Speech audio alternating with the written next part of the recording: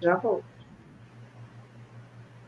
Então, nós já estamos ao vivo, estamos aqui com um pouco de atraso por conta do problema técnico. Não estou me ouvindo?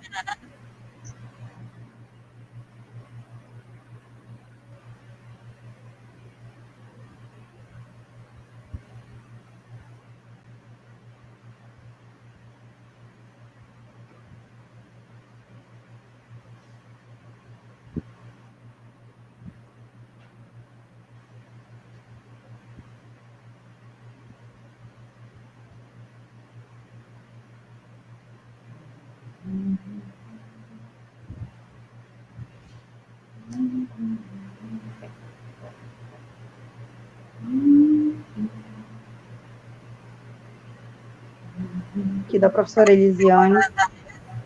Então, mais uma live com... Hoje, a nossa live, a temática são as trabalhadoras rurais. A gente trouxe essa temática justamente por conta da questão de trazer para o debate a questão da invisibilidade do trabalho das mulheres, das trabalhadoras rurais, mas também a importância do trabalho das mulheres ao longo, né, de todo o tempo. Sempre as mulheres tiveram um trabalho voltado para a produção rural, um papel muito importante nessa atividade das mulheres, mas também a questão das políticas, a falta de políticas públicas para as mulheres no âmbito rural. E no início nós tínhamos convidado a Viviane Rocha, mas por motivo de força maior não pôde ter gente, que é moradora de Taquatiara, que está aqui conosco. Obrigada, Tânia, por você aceitar o nosso convite. E a participação especial, né, da professora doutora Iraildes Caldas Torres, professora da Universidade Federal do Amazonas, que também, por muito tempo, né, tem uma pesquisa sobre gênero, pesquisa sobre as mulheres trabalhadoras rurais também. Então, boa noite, professora Iraildes. Boa noite, Elisiane.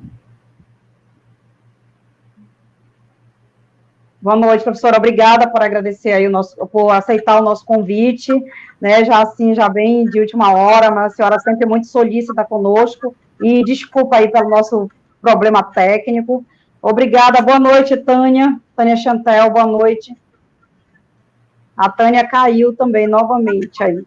É o problema da internet, né? Aqui na capital a gente já sofre com isso, imagina no interior é bem difícil, mas a qualquer momento a Tânia entra novamente. Então, como a nossa temática vai, né, da questão da desigualdade, né, de gênero, da invisibilidade, da falta de políticas públicas, mas também da importância, a gente vai começar aqui, então, com a professora Iraildes, para ela vir aqui dialogar conosco, falar um pouco, né, dessa questão das trabalhadoras rurais, da dinâmica do trabalho na roça das mulheres e da importância dessas mulheres também para a economia e para o sustento do lar também, não é isso, professora? Professora Iraildes, a senhora está com a palavra, fique à vontade para fazer a sua explanação, tá bom? E a senhora tem aí o tempo que a senhora achar necessário para utilizar, para a senhora dialogar, trazer essa temática aqui com a gente. Tá. Boa noite, então, a todos que nos assistem. Boa noite a Tânia, boa noite a Paola, a Elisiane. Eu quero saudar todas as mulheres, especialmente aquelas da área rural, que têm uma labuta diária e que estão conosco na cidade, quer seja na venda de produtos agrícolas, na feira, não é? Quer seja na reivindicação política das trabalhadoras rurais, sempre buscando a conquista dos direitos dessas trabalhadoras. Bem, eu tenho realizado algumas pesquisas na área rural com as mulheres, sempre com as mulheres, e já tem um certo tempo que eu estou nessa conversa, nessa dialogação com elas, né? E tenho trabalhado muito na área ribeirinha, na área da várzea, né? Algumas vezes terra firme, mas a várzea na Amazônia ela é mais preponderante para o trabalho da agricultura e é mais fértil, inclusive, então as mulheres estão muito no trabalho da várzea, são as chamadas varzeanas, né? E nesse trabalho de pesquisa, eu tenho tido muita oportunidade de aprender com elas, né? E fazer a troca, que são trocas no âmbito da garantia dos direitos, da reivindicação das políticas, mas também no que diz respeito a elas próprias e à sua saúde, a sua vida enquanto mulher que passa por violência doméstica, né? Toda a problemática que envolve nós mulheres, todas nós, e as mulheres da área rural não estão isentas disso, elas estão também no meio dessa problemática, que é da violência doméstica, não é, que é da dupla jornada de trabalho, não é, que é de uma mulher que batalha todos os dias, mata 1 leão por dia, 2 leões, e está sempre dando conta da família, dos filhos, dos seus maridos, e estão também na roça, e estão também nas feiras, né? Então, são essas mulheres que eu queria saudar e queria dizer que tenho aprendido muito com elas, né? E uma das coisas que a gente pode destacar nesse tema das mulheres rurais e gênero, né, é justamente a simbologia que envolve as mulheres com a terra, com a mãe terra, né? Então, essa simbologia ela é muito visceral, digamos, numa perspectiva de gênero, porque tanto a mulher quanto a terra, elas são procriadoras, elas são geradoras, elas geram vida, né? Então, tanto a mulher quanto a terra, elas têm útero, de onde brota a vida, né? Que vai, no caso da terra, sustentar outras vidas, né? E no caso das mulheres, ela vai dar à luz para que essas vidas tomem na sociedade o seu lugar e trabalhe para que haja a emancipação social e que essas pessoas contribuem enormemente para que as relações de gênero sejam reconhecidas, tanto a mulher quanto a terra, né? Nós sempre consideramos que a mulher está para a agricultura, ou as mulheres estão para a agricultura, e os homens estão para o rio ou para o mar.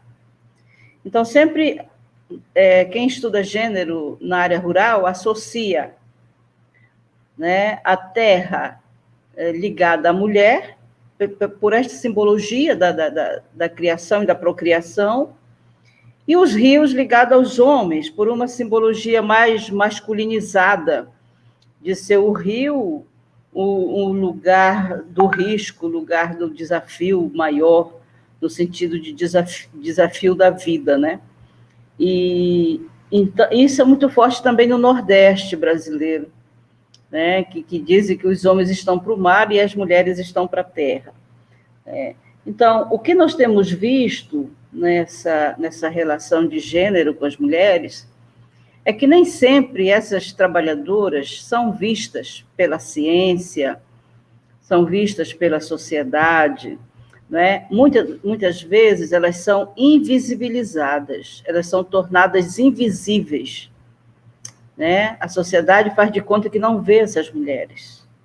A ciência também, na medida em que é muito recente o trabalho científico que é feito com as mulheres agricultoras, é muito recente, né? Então, elas sempre foram colocadas no subsolo da história, elas sempre foram colocadas como de menor importância, né? Então, hoje, quando a gente fala em mulheres rurais, nós já lembramos de Margarida Alves, né? Nós já lembramos das bravas guerreiras que, né, fizeram a abertura, digamos, das políticas de gênero dentro da área rural, dentro do campo, né?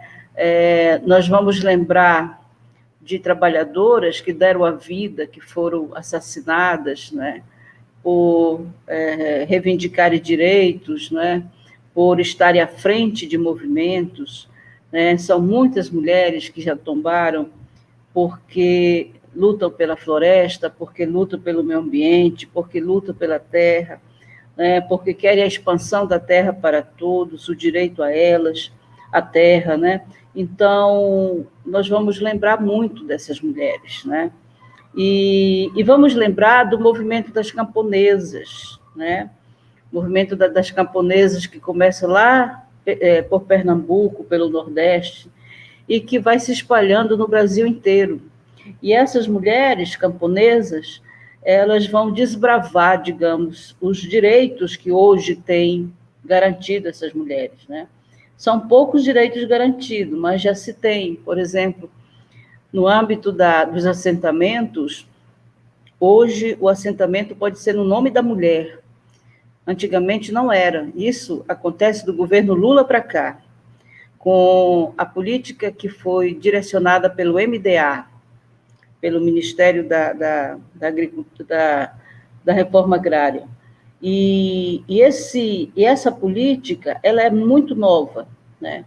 O crédito, por exemplo, o crédito rural para mulheres, é também uma coisa muito nova, muito recente, né? A educação do campo, que tem hoje Casa Rural, que tem hoje alguma iniciativa voltada dentro do EJA, dentro da educação para adultos, também é recente, né? Educação do campo começa no pós-64 com uma luta da igreja, com a luta de Paulo Freire, né? com a luta das comunidades eclesiais de base, né? E quando é que o Estado brasileiro vai abraçar mesmo a educação do campo? É agora, é muito recente, né? Então, e mesmo assim não abraçou com todos os... de forma ampla, de forma efetiva. É sempre residual, né? É sempre programas que é feito para o interior ou para a área rural. E essas mulheres têm resistido.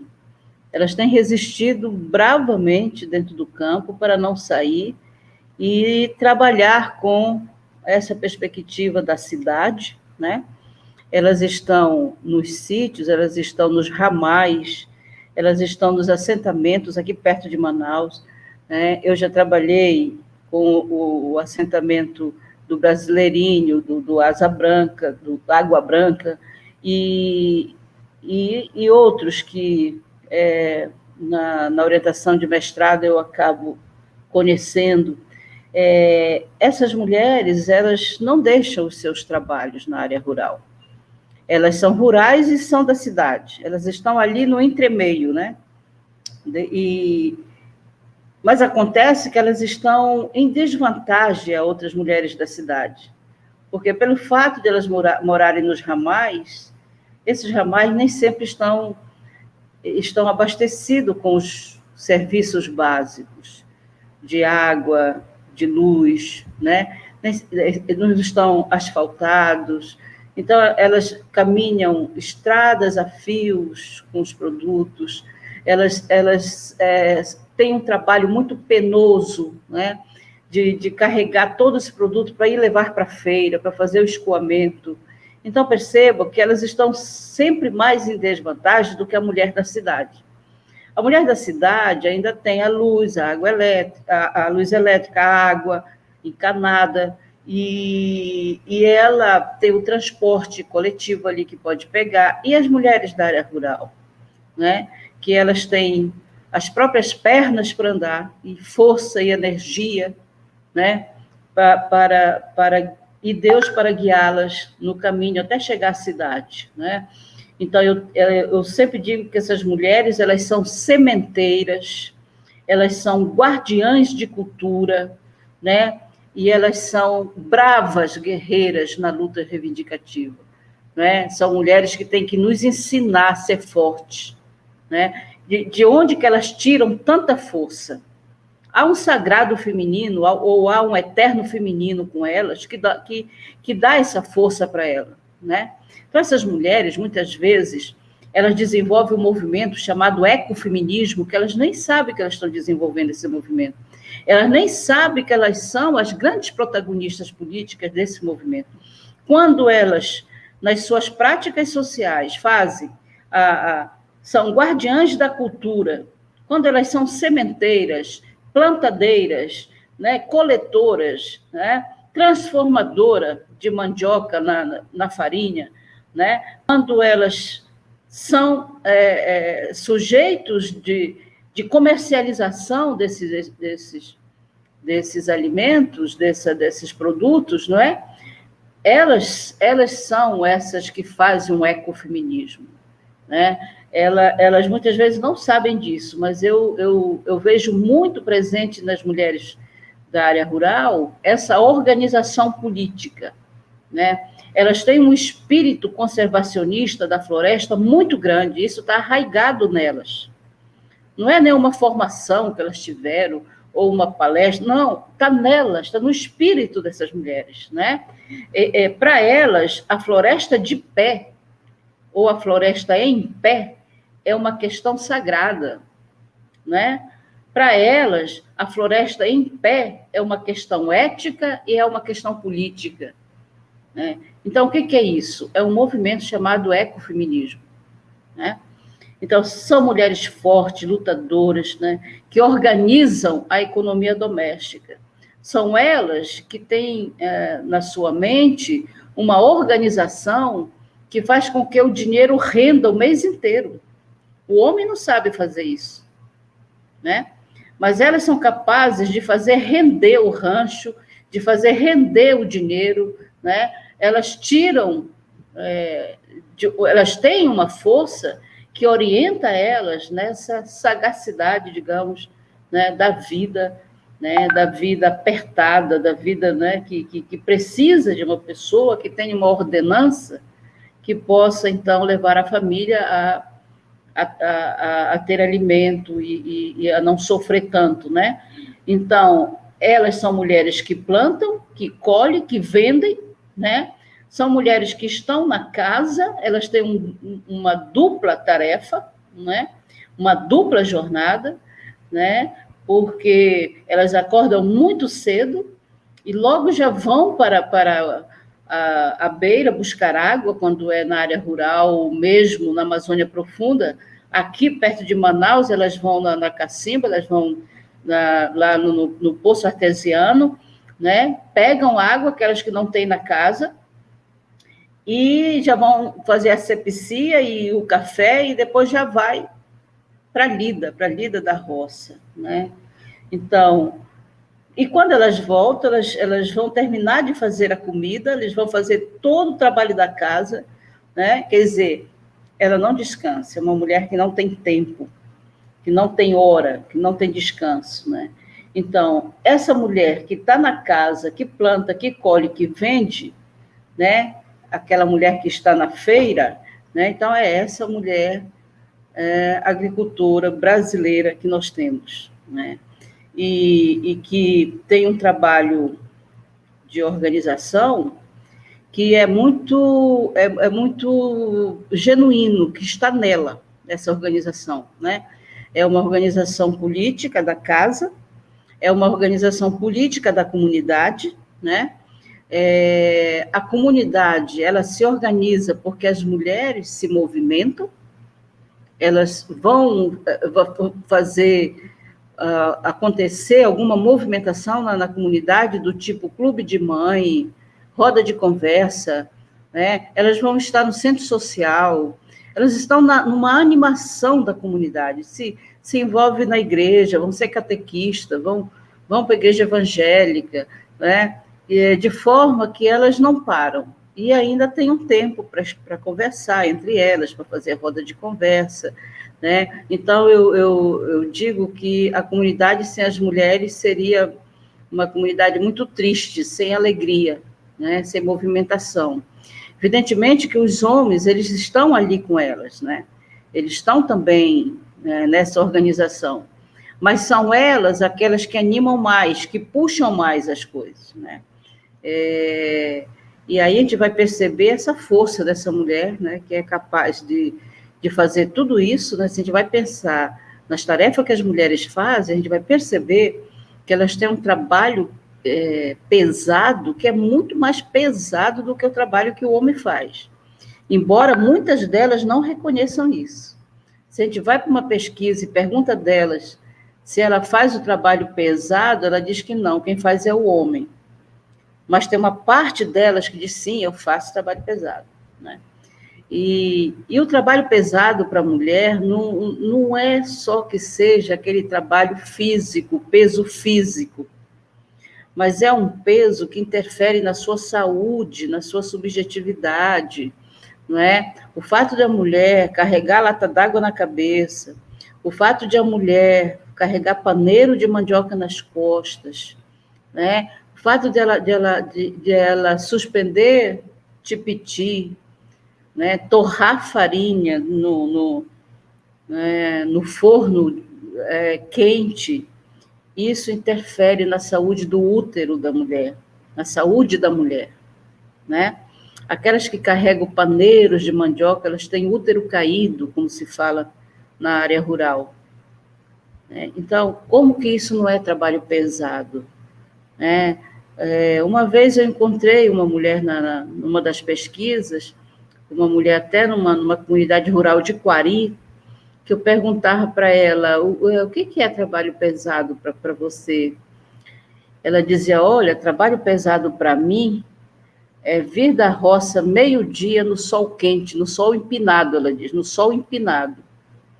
Isso é trabalho pesado para mim, porque me dói a cabeça, porque eu fico mal, eu fico com uma agonia. Então, veja, o conceito de trabalho pesado para essa mulher. Não necessariamente ela está com paneiro de mandioca nas costas, mas o trabalho pesado para ela é o sol. Então, veja, a subjetividade e o trabalho, como entram aí numa confluência de gênero, né? Por que os homens não têm tanto não tem tanto esse prejuízo do trabalho pesado para as suas vidas, né? Porque o homem não tem útero, o homem não tem mama, né? O homem, ele tem uma estrutura física mais adequada para carregar as coisas nas costas do que as mulheres. O biotipo dele é um outro. Além do que, ele tem mais força mesmo do que a mulher, né? Ela pelo fato de expor os hormônios pelas mamas, ela já está numa vulnerabilidade, né? Enquanto que o homem não, ele não está nessa vulnerabilidade. Então, todos esses elementos que trazem prejuízo para a saúde da mulher, não é? E que estão no contexto do trabalho, são adoecimentos do trabalho, e tem a ver com a saúde do trabalhador e da trabalhadora, né? Assim como tem acidente de trabalho dentro da fábrica aqui na cidade, tem também os na área rural, mas isso não é visto como acidente, né? A mulher que tem o chamado útero caído não é visto como um acidente de trabalho, né? A mulher que tem a sua saúde prejudicada, saúde uterina, das mamas, por causa do trabalho, não é reconhecida. Por quê? Porque tudo isso está no âmbito do doméstico, e o que é o doméstico, ele não existe, ele é trabalho morto. Ele não tem uma conotação de trabalho como tem o trabalho feito na esfera pública, né? Então, quando a gente vai voltar o nosso olhar para as mulheres rurais, nós temos que ter um pouco dessa clareza, que elas têm algumas singularidades que não são próprias das mulheres da cidade, né? E que elas têm uma sabedoria a nos dizer, a nos falar, elas são guardiãs de suas culturas, né? Elas guardam, elas preservam a floresta, né? Elas têm uma conservação e preservação ambiental muito mais forte do que os homens. Isso é constatação em pesquisa. Por quê? Porque elas estão muito mais perto das coisas que se preservam. São elas que vão lidar diariamente com a água, elas que vão lidar diariamente com o lixo que é produzido na casa e na comunidade. São elas que vão lidar diretamente com os animais domésticos, que são criados no âmbito da família, da casa, do quintal. São elas que vão lidar com a horta caseira, né? Portanto, essas mulheres, elas estão dentro desses afazeres que produz e que degrada o meio ambiente, que produz resíduos sólidos que vão depois para o meio ambiente prejudicar. Então, o que elas fazem? Elas coletam esses resíduos sólidos, que transformam em lixo e vão incinerar, vão levar para algum canto, não vão deixar que isso vá para o meio ambiente, né?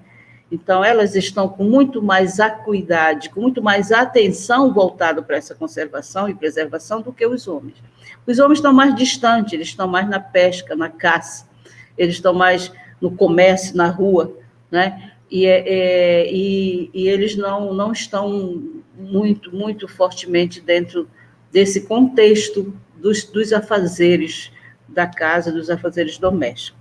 Bem, eu queria parar por aqui para a gente abrir um debate e começarmos a conversar com essas mulheres que têm muito a nos dizer.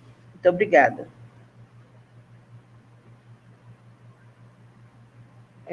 Muito obrigada, professora Irailde. A senhora traz aqui a luz, né, dá visibilidade a diversas problemáticas e a dinâmicas das mulheres. Olha como é profunda, né, a vida, a dinâmica das mulheres que vivem na área rural. Enquanto a senhora estava falando, eu estava aqui, estava passando um filme na minha cabeça, da infância e a minha mãe, junto com as mulheres da comunidade, nessa dinâmica do trabalho na roça, do carregar o paneiro nas costas, e das consequências também de tudo isso, né? Por exemplo, o problema na coluna, as dores nas pernas, as varizes. Então, tudo isso faz parte dessa dinâmica, desse trabalho pesado, que, como a senhora já falou, para elas começa muito cedo. E no dia de feira, que eu lembro dessa realidade muito viva aí na minha memória, e no dia da feira, nossa, esse dia ele começava bem antes, o preparo de tudo para levar para a feira, de como armazenar, de como colocar no transporte, que não era um transporte bom, era um caminhão que ia buscar as pessoas na comunidade, e chegar na feira de madrugada para vender os alimentos. Então, era muito difícil esse processo de escoamento. E as mulheres da área rural, apesar de em alguns lugares a gente ter tido algumas melhorias, né, mas ainda passam por todas essas dificuldades, com essa questão da distância e tudo. Então, aí interagindo, né, com quem está nos acompanhando pela nossa página, a Márcia Vinagre diz: olha, professora, que ótimo debate, é sempre uma maravilha ouvir a senhora. O Nova União, a Caroline diz: pauta super necessária. Nova União disse: ótimo debate. E, infelizmente, a Tânia Chantel, faltou energia na casa dela, lá em Taquatiara. Ela chegou a entrar, mas teve que sair. Aí a Carolina pergunta, Caroline Costa, né, professora Elisiane, quais as propostas que você consegue pensar para as mulheres rurais? Caroline, eu acho que o primeiro pensamento que vem, que a gente pensa enquanto movimento, enquanto alguém que está se colocando para concorrer às eleições, para ter uma voz na Câmara Municipal como mulher, é pensar nas políticas públicas da saúde das mulheres no campo, principalmente a questão da saúde das mulheres no campo. Porque se as mulheres na cidade já têm dificuldade ao acesso à saúde, imagine as mulheres no campo que não têm a saúde pública, na maioria das vezes, não chega nesses lugares. Não chega o médico, não chega o barco médico, não tem a casinha da saúde, não tem serviços mais complexos para elas fazerem, até para fazer o preventivo, né, da mama, do útero, tudo é muito mais difícil. Então, eu penso que o primeiro ponto é a gente lutar para que tenha políticas, para que a política de saúde chegue até essas mulheres. E também a política educacional, porque a gente sabe que muitas dessas mulheres querem estudar e não conseguem, porque não, a escola também, falta escola, principalmente escola no ensino noturno, né? E muitas dessas mulheres, como a professora Léo já falou, começam a sua vida muito cedo, a trabalhar, a cuidar dos filhos, da casa, da roça, das plantas, dos animais domésticos. Então, é uma dinâmica muito diversificada, muito diferenciada das mulheres que vivem na cidade, né? E esse trabalho das mulheres, muitas vezes, como a professora Iraide falou, ela não vê isso como, não é visto como um trabalho, não só por elas, mas também pela própria sociedade, pela própria comunidade. Muitas vezes ela diz assim, não, eu ajudo, né? Eu ajudo na roça, eu ajudo a cuidar dos animais. Geralmente é assim, né, professora Iraide? Geralmente são essas situações. Mas eu vejo assim um outro ponto muito importante, que é a questão do impacto na economia. E aí eu penso que uma das coisas que a gente precisa fazer com urgência é o fomento, o fortalecimento da agricultura familiar, né? E dar condições para que as mulheres que trabalham no campo, que estão dentro da agricultura familiar, que têm uma importância fundamental para a economia e para o sustento da família, dar condições para que essas mulheres possam escoar os seus alimentos, porque a vida delas começa muito cedo, na roça, na produção dos alimentos e depois para a feira. Então, muitas dessas mulheres, além de elas produzirem, são elas que vêm vender os produtos na feira. Não é isso? Mas, professora, veio aqui a senhora trouxe aqui a questão do simbólico, né, da simbologia, né, essa coisa da mulher, e aí essa questão, né, do ecofeminismo, né, ou seja, quando a gente traz para a visibilidade a mulher das águas, a mulher da floresta, como a grande guardiã do ecossistema, né, do planeta, e fundamental para a subsistência. Aí eu queria que a senhora falasse um pouquinho mais sobre essa questão do ecofeminismo e dessa importância das mulheres da Amazônia, que estão aí nas áreas de várzea, que estão nas áreas de terra firme, da importância dessas mulheres nesse processo aí, desse fazer aí do ecofeminismo.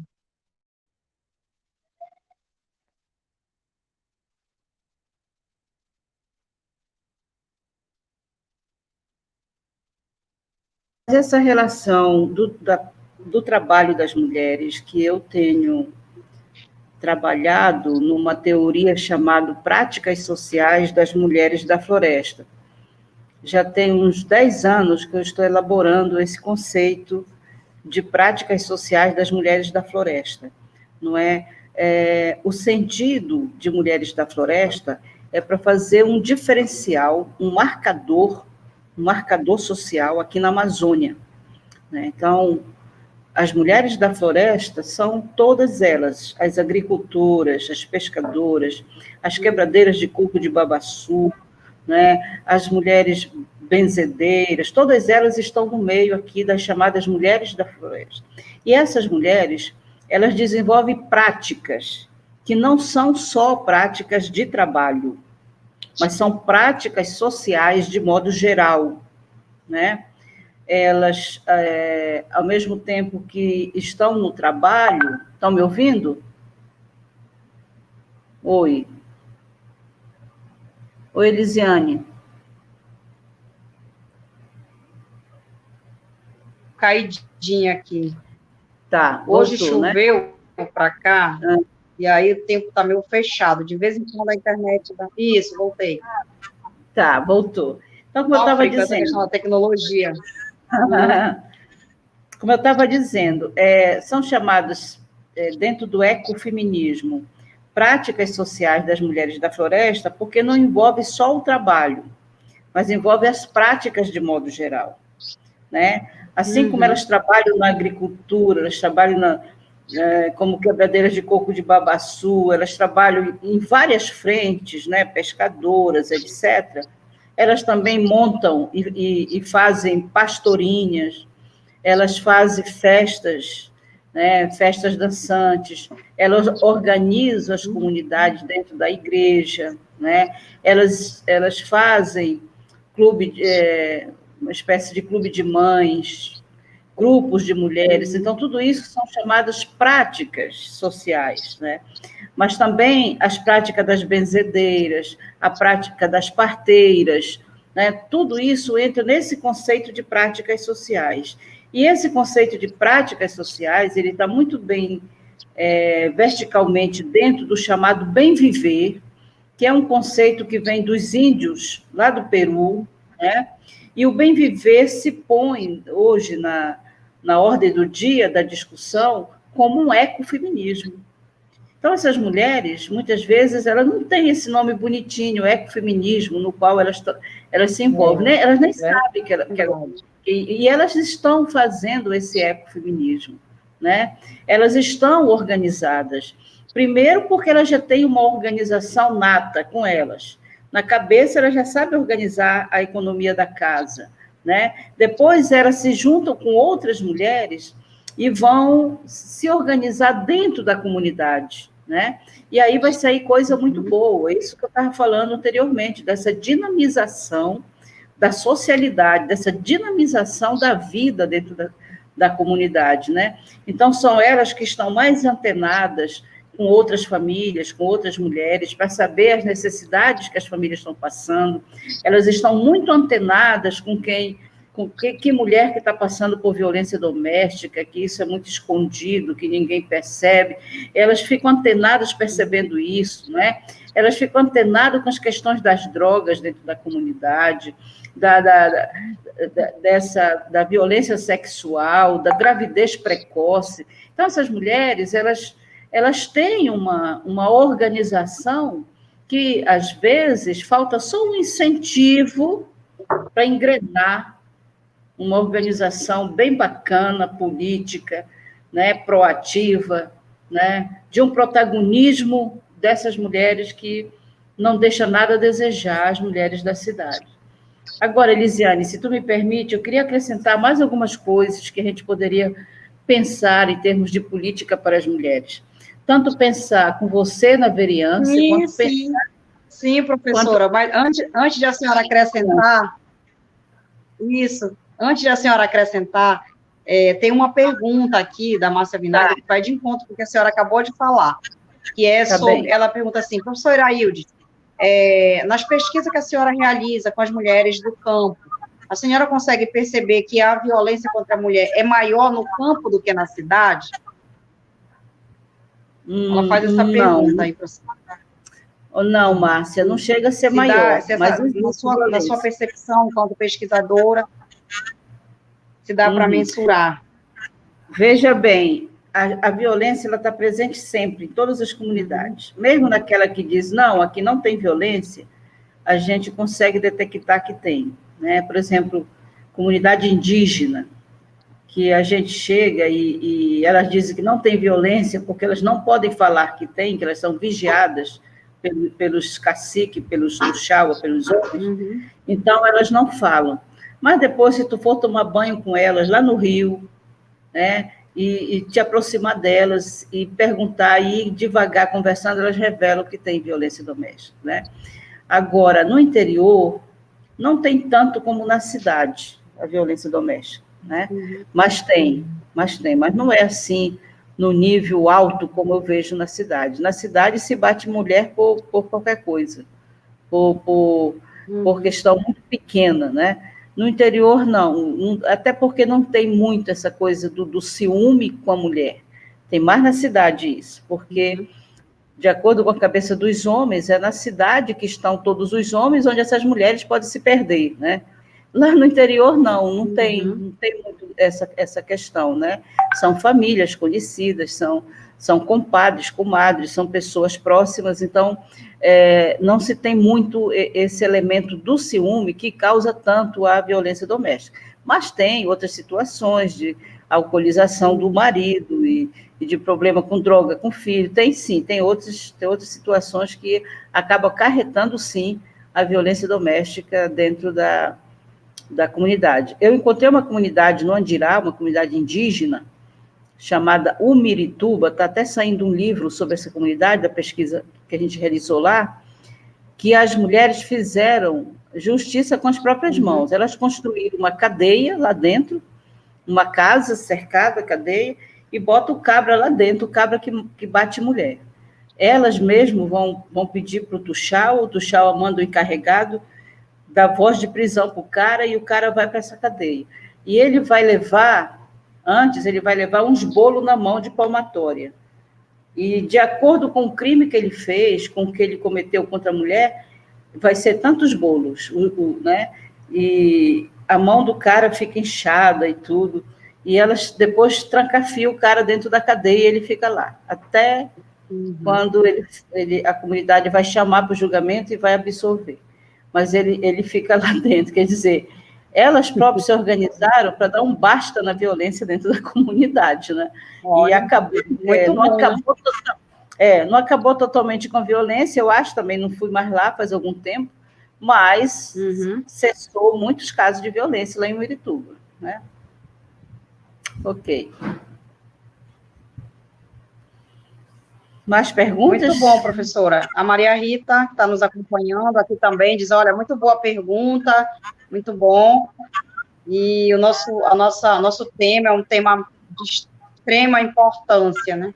Então, professora, a Tânia Chantel que luta há muito tempo na defesa de políticas públicas para as mulheres do campo.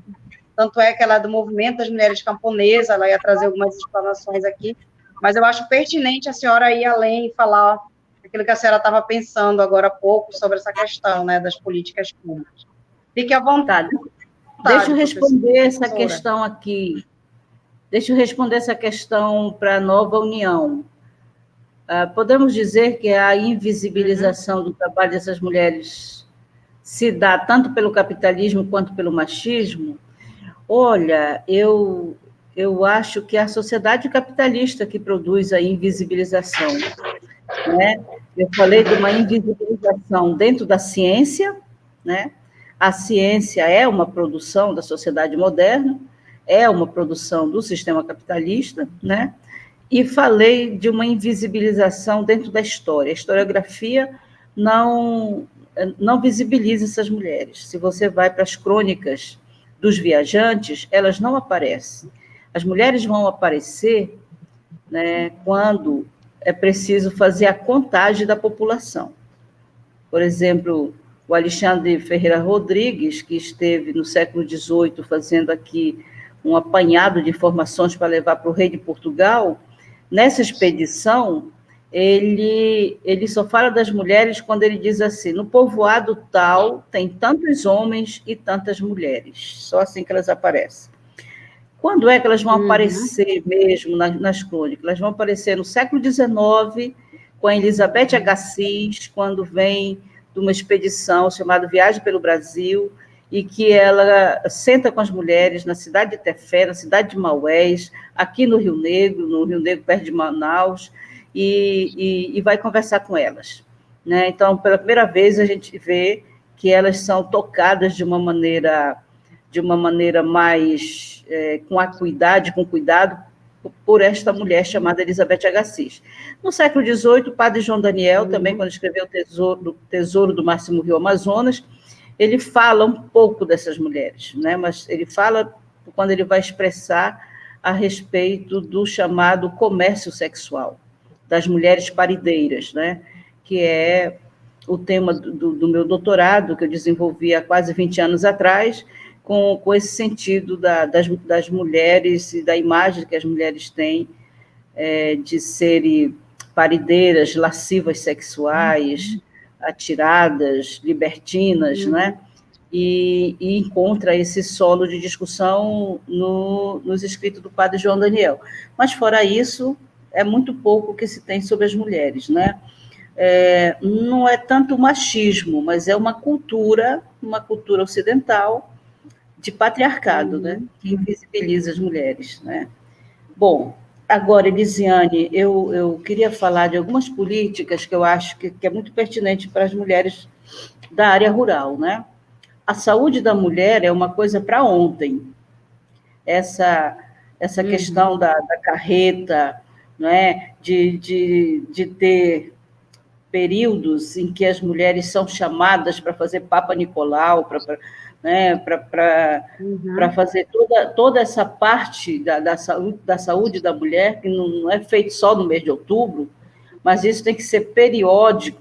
Acho que isso é urgente na área rural, né? A outra questão é um sistema de educação que não seja o sistema de educação formal, aquela coisa de alfabetizada, primeira série, não, mas através de projetos socioeducativos, de projetos tecnológicos, que possa levar o CETAM lá para dentro, que possa levar instituições, fazer com o SEBRAE, a Câmara de Manaus poderia fazer acordos com o SEBRAE, acordo com o SENAC, né? Levar cursos de maquiagem, cursos de salão de beleza, curso de corte e costura, fazer o empoderamento dessas mulheres. Acho que isso se pode pensar. E deixa que o Estado se pense a educação formal. E a educação formal, claro, fiscalizar como tem que ser o trabalho da vereadora, né? Mas esses trabalhos através de projetos tecnológicos seria muito interessante para a área rural, porque se faz muito na cidade, mas não se faz muito para a área rural, né? A outra questão que eu acho que é de urgência é que sejam legalizadas as feiras. As mulheres não têm feiras legalizadas, tem que ter um local para elas, que seja legal, que seja elas que operem com isso, e não os homens, né? Mas que elas tenham um aparato, deu um bicho aqui no meu óculos, que elas tenham um aparato de legalidade dentro do escoamento da venda do produto, né? Oi.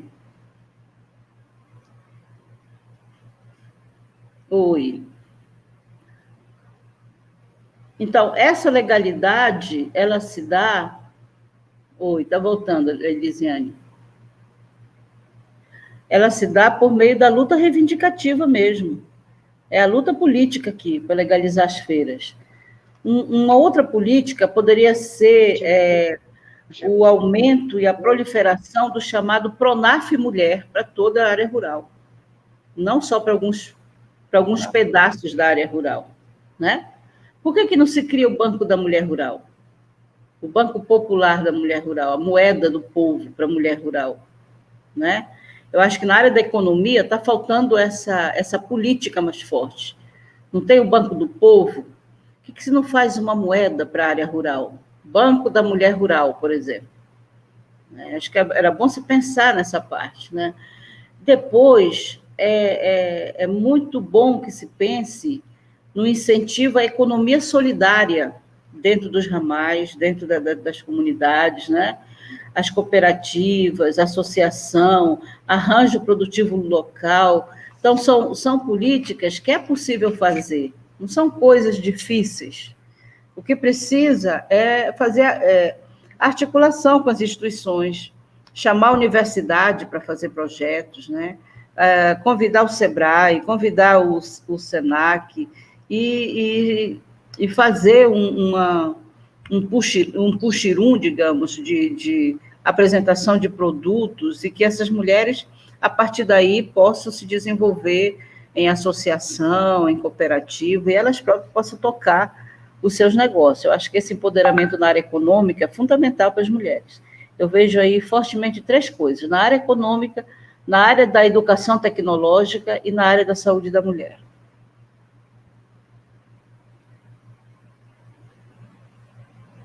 Ok? Né? Não estou te ouvindo.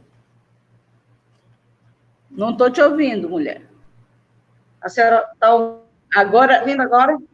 A senhora tocou, né, em pontos-chave, pontos-chaves que, e olha quanto isso nos leva à reflexão do quanto é importante nós termos representatividade feminina na Câmara Municipal, né? Que tenha esse olhar sensível para essas questões urgentes, que é a questão da saúde da mulher, a questão do empoderamento, né, financeiro das mulheres, empoderamento econômico, até porque elas são as grandes protagonistas da produção, né, da produção rural, do trabalho rural. né? Então, em tudo, como a senhora já falou antes.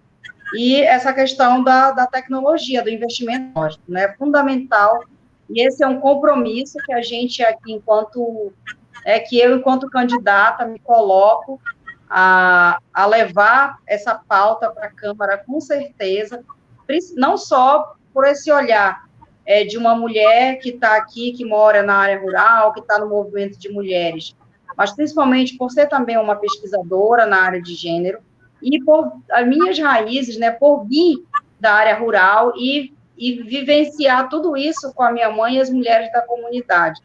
A gente percebe o quanto é fundamental o investimento na saúde, né, de projetos, de cobrança para que chegue a questão da saúde para as mulheres, da tecnologia e da questão do empoderamento econômico das mulheres. Olha, a Aline Ribeiro diz parabéns, professora Elisiane, está nos acompanhando aqui também. Tem várias pessoas aqui nos acompanhando aqui pela live, porque esse debate realmente é um debate muito pertinente. E a professora Irailde, como uma grande pesquisadora nessa área, que conhece também essa realidade das mulheres, nos ajuda aqui a clarear e pontuar aqui com muita precisão a importância dessas pautas, né?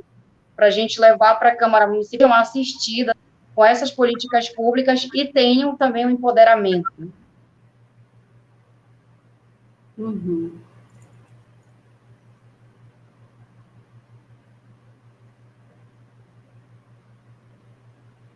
Muito bem.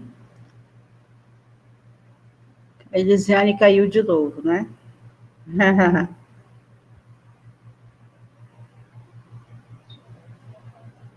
professora Elisiane caiu, mas ela vai já retornar.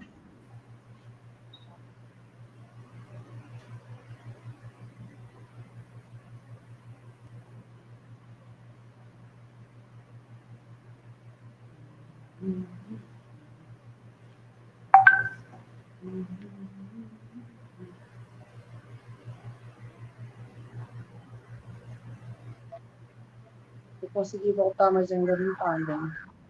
Ela falou que ia voltar, mas ele está ainda.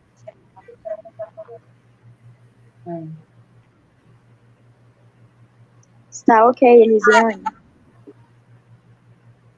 Não consegui ver a professora. Oi, voltamos aqui novamente. Então, a internet está, nosso diálogo está muito bom, a temática tão precisa, tão necessária para dar visibilidade, para trazer, dar essa atenção às mulheres rurais, mas a internet não está ajudando muito aqui a gente.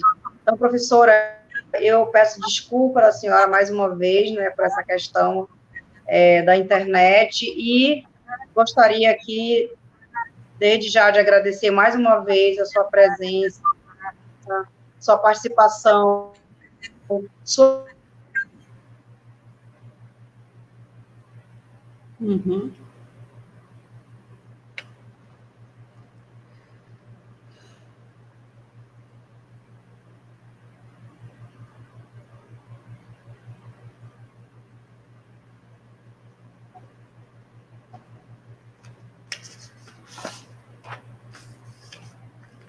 Está de telefone aqui para a gente. Voltei aqui. A senhora está me ouvindo? Sim. Está me ouvindo? Sim, sim. A gente está numa engenharia aqui para tentar aqui nossa live. Então, eu gostaria de agradecer a todas e a todos que estão nos acompanhando nesse importante debate. A professora Irailde, como sempre, muito, muito maravilhosa, muito precisa, trazendo com muita propriedade, né, o debate, para a gente, o debate, essa temática que ela conhece muito bem, como pesquisadora da área também, com quem a gente aprende muito.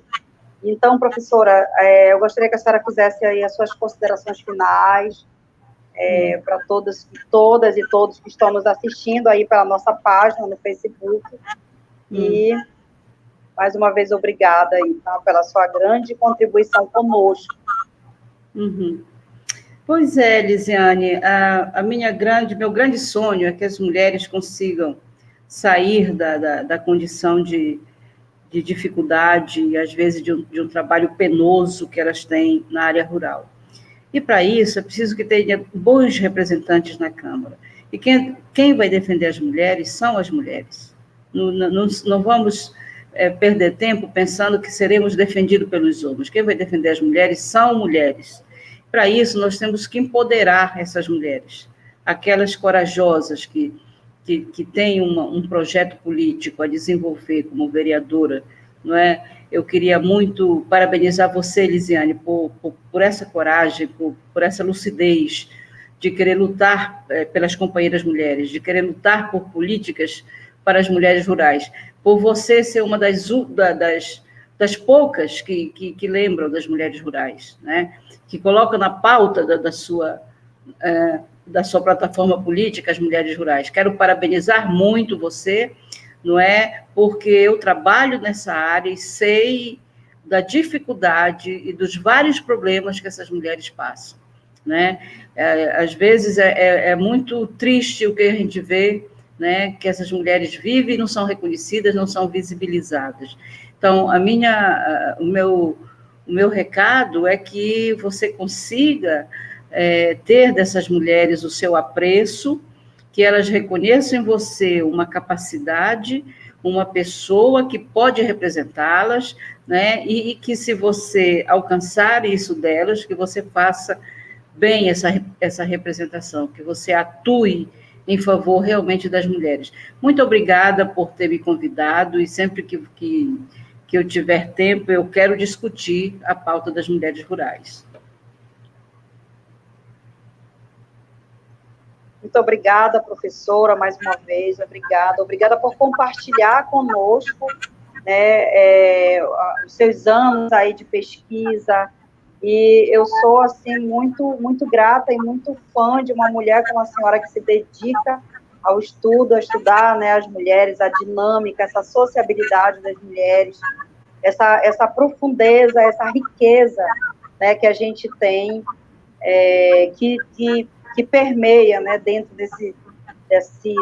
desse mundo que são as mulheres, e de valorizar, de dar visibilidade às mulheres do campo, às mulheres das águas e a todas as dinâmicas sociais, as práticas sociais que envolvem elas. Obrigada pelo apoio, pela força, por tudo. Que o universo, que as deusas das águas e da floresta nos abençoe, nos ilumine, nos guarde, nos proteja e nos leve até a vitória, que a gente possa ser realmente mais uma voz das mulheres, em defesa das mulheres do campo, das mulheres da cidade, da periferia, na Câmara Municipal de Manaus. Muito obrigada a todos e a todas que estão nos assistindo também, nos acompanhando até esse horário, quase 1h30 de live, muito bom. Um abraço, um beijo de coração, um abraço fraterno. Beijo. Obrigada. Por nada, querida.